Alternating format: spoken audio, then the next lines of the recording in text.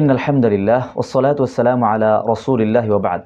বিএএসবি কমপ্লেক্সের আজকের দাওয়া ভিডিওতে আপনাদের সবাইকে স্বাগত জানাচ্ছি। তাওবা এবং ইস্তেগফার বিষয়ে ইতিপূর্বে আপনাদের সাথে আলোচনা করেছি। আজকে আমরা এর আরও কিছু বেশ উপকারিতা নিয়ে আলোচনা করতে চাই ইনশাআল্লাহ বিইذনিল্লাহ। কোনো মানুষ যদি অভ্যস্ত হয়ে যায় এই আমলে, অর্থাৎ গুনাহ হোক বা না হোক, সে সার্বক্ষণিক তাওবা করবে, আল্লাহর কাছে ইস্তেগফার করবে, অনুতপ্ত হয়ে ক্ষমা চাইবে, তাহলে তার বেশ কিছু উপকারিতার মধ্যে প্রথম নম্বর হলো আল্লাহ রাব্বুল আলামিন এর বিনিময়ে তার সকল গুনাহ মাফ করে দিবেন। কোরআন শরীফে আল্লাহ রাব্বুল আলামিন বলেন, ফাকুলতু আস্তাগফিরু রাব্বাকুম ইন্নাহু কানা গাফফারা।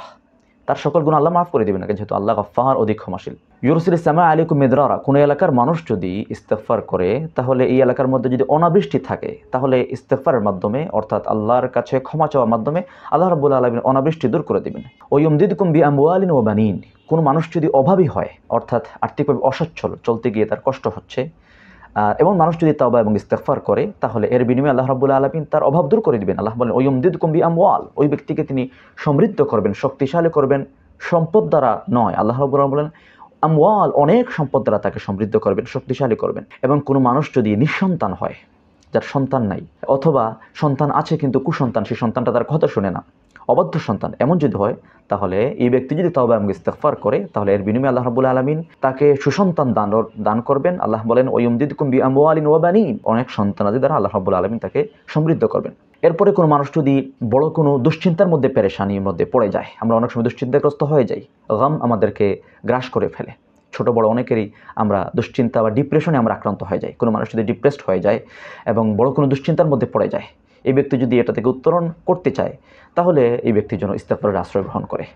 এবং কোরআন শরীফে আল্লাহ রাব্বুল আলামিন এই দোয়া আমাদেরকে শিক্ষা দিয়েছেন। ইউনুস আলাইহিস সালাতু ওয়াস সালাম মাছের পেটে যখন প্রচণ্ড দুশ্চিন্তার মধ্যে, 3টা অন্ধকারের ভিতরে মাছ ওনাকে নিয়ে প্রবেশ করলো, তো ইউনুস আলাইহিস সালাতু ওয়াস সালাম তিনি দোয়া করেছেন, লা ইলাহা ইল্লা আনতা সুবহানাকা ইন্নী কুনতু মিনাজ জালিমিন। এটি ইস্তেগফারের একটি দোয়া, এবং আল্লাহ রাব্বুল আলামিনের এত পছন্দ হয়েছে দোয়াটি, আল্লাহ রাব্বুল আলামিন কোরআন শরীফে সেই দোয়াটা নিয়ে এসে বলেছেন, ওয়া কাযালিকা নুনজিল মুমিনিন।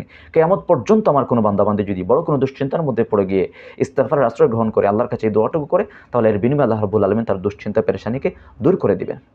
কোনো মানুষ যদি বড় কোনো বিপদে পড়ে যায়, বড় বিপদে পড়ে যায়, আমরা অনেক সমাজের মধ্যে বিপদ আসলে হতাশ হয়ে যাই, আমরা বলি দেয়ালে পিঠ ঠেকে গেছে, আমরা চোখে আর কিছু দেখতে পাচ্ছি না।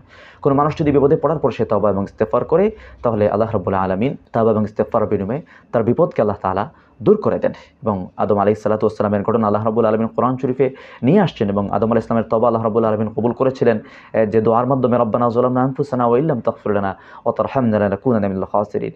এটি তওবা এবং ইস্তেগফারের একটা দোয়া। এর মাধ্যমে আদম আলাইহিস সালামের বিপদ আল্লাহ তাআলা দূর করে দিয়েছিলেন। সর্বশেষ যে হাদিসটা বলতে চাই, সেটা হলো নবী আলাইহিস সালাম বলেন, মান লাজিমাল ইস্তিগফার জাআলাল্লাহু লাহু মিন কুল্লি হাম্মিন ফারাজা ওয়া মিন কুল্লি দাইকিন মাখরাজা ওয়া ইয়ারযুকুহু মিন হাইথু লা ইয়াহতাসিব। কোনো মানুষ যদি ইস্তিগফার করাকে নিজের জন্য আবশ্যকীয় করে নেয়, জাআলাল্লাহু লাহু মিন কুল্লি হাম্মিন ফারাজা, তার সকল দুশ্চিন্তা পেরেশানিকে আল্লাহ রাব্বুল আলামিন দূর করে দিবেন।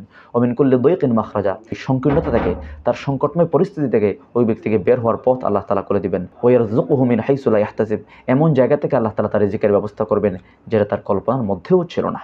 সুতরাং আসুন আমরা তাওবা এবং ইস্তেগফার, গুনাহ হওয়ার পরে তো অবশ্যই করব, গুনাহ হোক বা না হোক, আমরা প্রত্যেকটা দিন আমাদের নিয়মিত আমলের তালিকায় এই জন্য আমরা প্রত্যেকদিন 70 বার, 100 বার, 200 বার আমরা উঠতে বসতে বারবার যেন আমরা ইস্তেগফার, আস্তাগফিরুল্লাহ ওয়া আতুবু ইলাইহি, লা ইলাহা ইল্লা আনতা সুবহানাকা ইন্নী কুনতু মিনাজ জালিমিন, অনেকগুলো ইস্তেগফারের দোয়া কোরআন হাদিসে বর্ণিত রয়েছে। আমরা এগুলো এক এক সময় এক একটা পড়বো ইনশাআল্লাহ। আল্লাহ তাআলা আমাদের সবাইকে বুঝার, আমল করার তৌফিক দান করুন। হাদা ওয়া সাল্লাল্লাহু নবিনা মুহাম্মদ ওয়া আলা আলিহি ওয়া আসহাবিহি ওয়া বারিক ওয়া সাল্লাম।